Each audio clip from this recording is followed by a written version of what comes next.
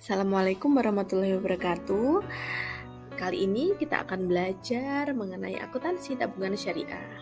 Untuk kompetensi dasar pada ranah pengetahuan, yaitu menganalisis pencatatan transaksi tabungan pada bank syariah, dan kompetensi dasar pada ranah keterampilan, yaitu mencatat transaksi tabungan pada bank syariah.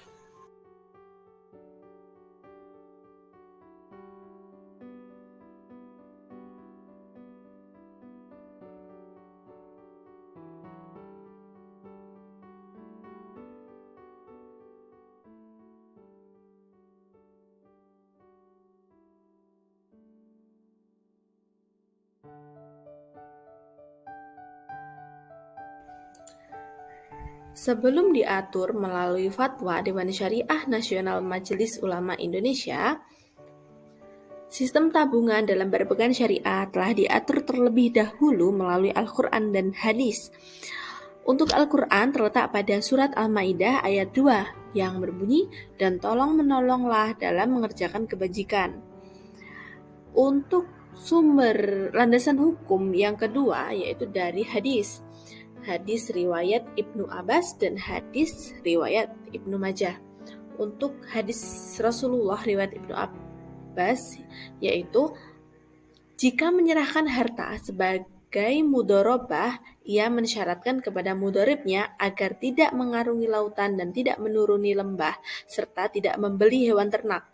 Jika persyaratan itu dilanggar, ia selaku mudorib harus menanggung resikonya ketika persyaratan yang ditetapkan Abbas itu didengar oleh Rasulullah, beliau membenarkannya. Hadis riwayat Tabrani dari Ibnu Abbas. Yang kedua, hadis riwayat Ibnu Majah. Nabi bersabda, ada 3 hal yang mengandung berkah, yaitu jual beli tidak secara tunai, yang kedua muqorodah atau mudorobah, dan yang ketiga mencampur gandum dengan jerawut. Jerawut untuk keperluan rumah tangga, bukan untuk dijual. Hadis riwayat Ibnu Majah dari Suhaib.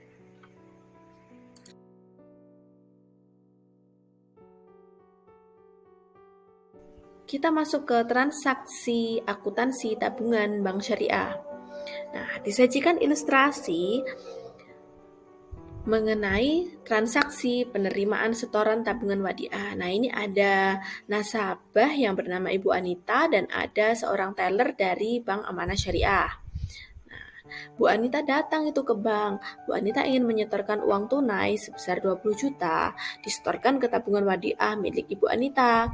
Nah, lalu, Bu Anita menulis slip penyetoran tabungan dan menyerahkan slip beserta uang dan buku tabungannya kepada si teller.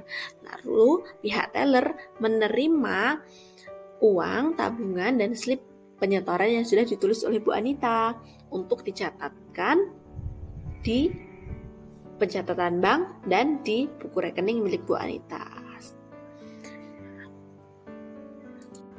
Atas ilustrasi sebelumnya, maka bank mencatatkan ke jurnal milik Bank Amanah Syariah sebagai berikut.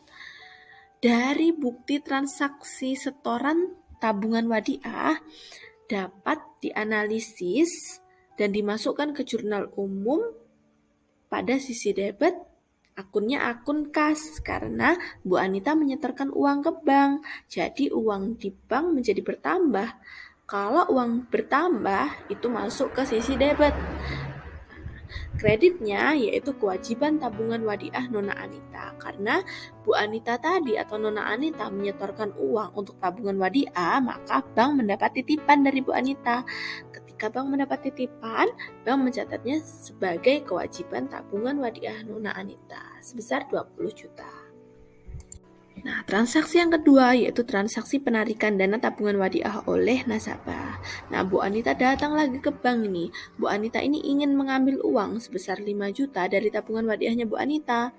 Bu Anita kemudian menulis di slip penarikan tabungan, lalu menyerahkan ke teller. Pihak teller akan memproses penarikan tabungan dari Bu Anita tersebut. Kemudian setelah diproses, pihak teller menyerahkan uang sebesar yang diminta Bu Anita kepada Bu Anita dan menyerahkan buku tabungan yang sudah dikurangi sebesar yang diinginkan Bu Anita tersebut.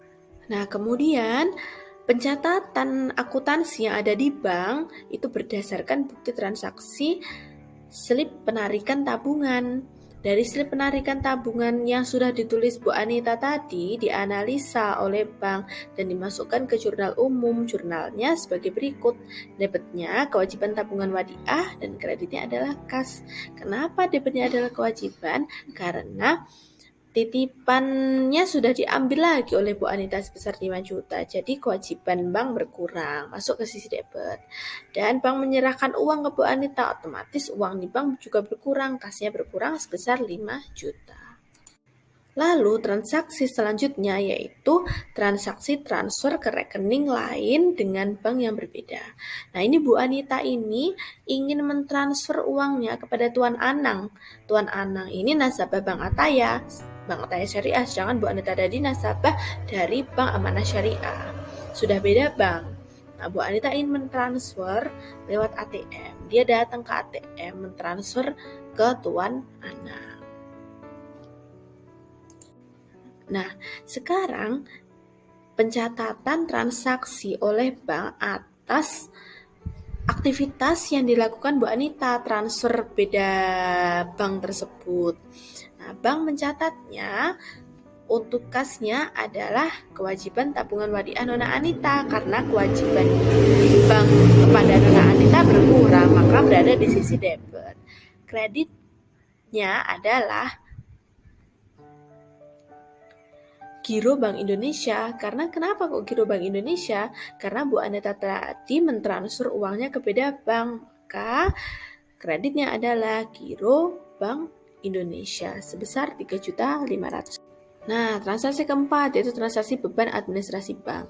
Bank boleh membebankan administrasi kepada nasabah atas tabungan yang dititipkan ke bank atau tabungan wadiah. Nah, ketika bank membebankan administrasi, maka debitnya adalah kewajiban tabungan wadiah Nona Anita, karena beban administrasi tersebut diambilkan langsung dari tabungan Bu Anita. Tabungannya menjadi berkurang, otomatis kewajiban tabungan wadiah berada di sisi debit sebesar 10 juta. Lalu kreditnya apa? Kreditnya menjadi pendapatan dari bank itu, yaitu pendapatan administrasi bank yang bertambah berada di sisi kredit sebesar 10 juta. Oke, sekarang ke transaksi pemberian bonus. Nah, perlu diingat, pemberian bonus ini boleh dilakukan oleh pihak bank kepada nasabah jika bank itu mampu, dan hal ini tidak wajib. Karena pada dasarnya akad wadiah sendiri hanya titipan, dia tidak ada bagi hasil di dalamnya. Bolehnya memberikan bonus tetapi tidak wajib, gitu ya. Nah, untuk transaksi pemberian bonus tabungan wadiah, pencatatan akuntansinya sebagai berikut. Debitnya adalah beban bonus wadiah, kreditnya adalah kas sebesar 25 juta dalam transaksi ini.